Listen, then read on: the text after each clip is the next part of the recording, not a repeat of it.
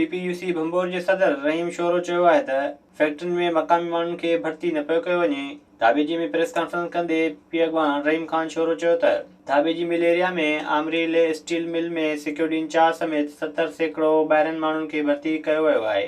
Steel आमरीली वारनि जॾहिं तव्हां ज़मीनूं इन्हनि खे ॾिनियूं वयूं हुयूं त इन्हनि सां इहो चीज़ तइ थी हुई त तव्हां ठटे जे माण्हुनि खे 50% रोज़गार ॾींदा, ठटे जा माण्हू लॻाईंदा।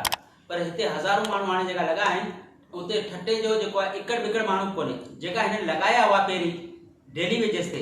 हिननि जो इहो हुयो त असां हिननि खे पको कंदासीं, पर पके जे परे जी ॻाल्हि आहे। पर उन्हनि माण्हुनि खे हिननि उन डेली वेजेस मां बि कढी छॾियो। हुन चयो त कंपनी तरफ़ां रोड रस्ता अस्पतालूं तालीम समेत बुनियादी सहूलियतूं ॾिनियूं वेंदियूं आहिनि, पर उहे कुझु न पियूं कनि। जेका मकानी ॻोठ आहिनि कलमतीन जा का सहूलियत हिननि कोन ॾिनी आहे, न सिहत जी, न स्कूल जी, एजुकेशन जी, न रोड्स जी का सहूलियत कोन ॾिनी आहे। हिननि जी पंहिंजी अञा बि हिननि जेको आहे वधीक जेको आहे आलूदगी जेको कयो आहे उहो अञा हुननि जो नुक़सानकार आहे। जेका हुनजा ॻोठ वेझा मौजूदु आहिनि जेका हिते लोकल माण्हुनि जा।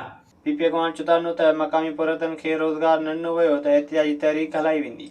विज़िट कयो अवामी आवाज़ मीडिया ग्रुप जी वेबसाइट awamiawaz.pk